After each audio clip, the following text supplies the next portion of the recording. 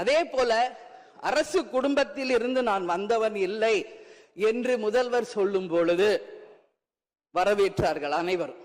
ஆனால் இன்றைக்கு அவருடைய ராஜகுருவாக இருப்பவரை மிஸ்டர் ரத்தன் பண்டிட் என்பவரை அரசியல் சிறப்பு அதிகாரியாக அரசு வேலையில் அமர்த்தியதை ஒட்டுமொத்த தமிழக மக்கள் சார்பாக வன்மையாக இந்த வரலாற்று சிறப்பு மிக்க அவையில் நான் அதை குறிப்பிட கடமைப்பட்டிருக்கிறேன்.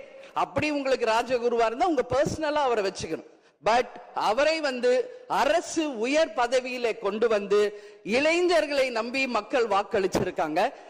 பேரவை தலைவர் அவர்களே, முதலமைச்சர் அவர்களே, எதிர்கட்சி தலைவர் அவர்களே, சட்டமன்ற உறுப்பினர்களே, மதசார்பற்ற வெற்றி கூட்டணியினுடைய தலைவர் அண்ணன் ஸ்டாலின் அவர்களுக்கும், தேசிய முற்போக்கு திராவிட கழகத்தின் நிறுவன தலைவர் புரட்சி கலைஞர் கேப்டன் அவர்களை வணங்கி இந்த வரலாற்று சிறப்பு மிக்க இந்த அவையிலே இன்றைக்கு மிக முக்கியமான நாளான இந்த நாளில் என்னுடைய உரையிலே நேற்றே முதலமைச்சர் அவர்களுக்கு இன்றைக்கு பெரும்பான்மையை நீங்கள் நிரூபிக்க வேண்டும் என்று என்னுடைய வாழ்த்துக்களை நேற்றே நான் பதிய வைத்திருக்கிறேன். அதே போல முதலமைச்சர் அவர்கள் செய்த நல்ல விஷயங்களையும் நாம் பாராட்டி இருக்கிறோம். எதிர்கட்சிகளை எதிரி கட்சியாக நினைக்காமல் அனைவரையும் சந்தித்து அரசியலில் ஒரு மாண்பையும் மரபையும் நீங்க ஏற்படுத்தியிருக்கீங்க, வரவேற்கத்தக்கது. அதுபோல உங்களுடைய முதல் அறிவிப்பிலேயே சிங்கப்படை பெண்களை பாதுகாக்கவும் அதே போல மதுக்கடைகளை மூடுவோம் என்று சொன்னதும் மக்களால் வரவேற்கப்பட்டது.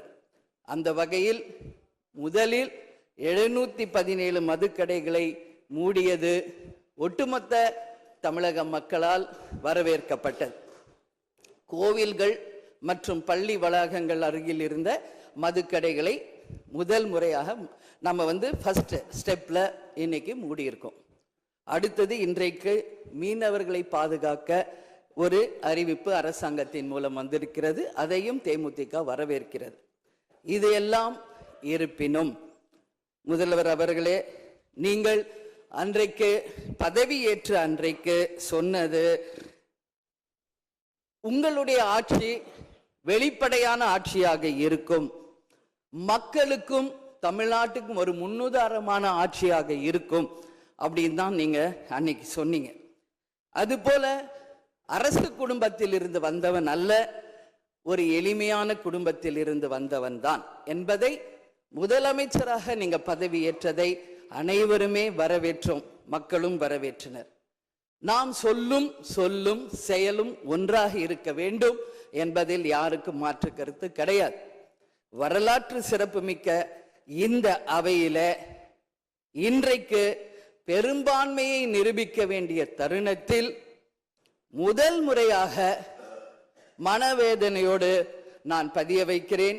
இங்கு குதிரை பேரம் நடந்ததாக இன்றைக்கு எதிர்கட்சிகள் அத்தனை பேருமே அதை சொல்லும் பொழுது இதுவரை தமிழக அரசியல் வரலாற்றில் நடக்காத ஒரு விஷயம், அதுவும் இந்த வரலாற்று சிறப்பு மிக்க இந்த அவையிலே இந்த முக்கியமான நாளில அதை பற்றி பேச வேண்டிய ஒரு நிலையை ஏற்பட்டதற்காக உண்மையில் நான் மனம் வேதனை அடைகிறேன்.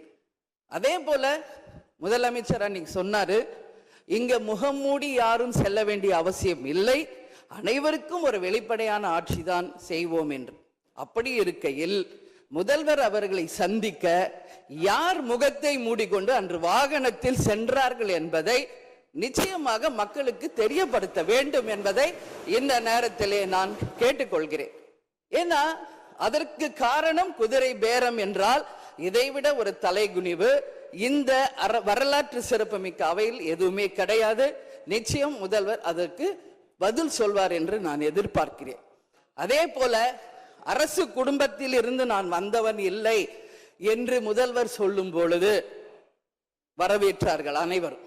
ஆனால் இன்றைக்கு அவருடைய ராஜகுருவாக இருப்பவரை மிஸ்டர் ரத்தன் பண்டிட் என்பவரை அரசியல் சிறப்பு அதிகாரியாக அரசு வேலையில் அமர்த்தியதை ஒட்டுமொத்த தமிழக மக்கள் சார்பாக வன்மையாக இந்த வரலாற்று சிறப்பு மிக்க அவையில் நான் அதை குறிப்பிட கடமைப்பட்டிருக்கிறேன். அப்படி உங்களுக்கு ராஜகுருவா இருந்தா உங்க பர்சனலா அவரை வச்சுக்கணும். பட் அவரை அரசு உயர் பதவியில கொண்டு இளைஞர்களை நம்பி மக்கள் வாக்களிச்சிருக்காங்க.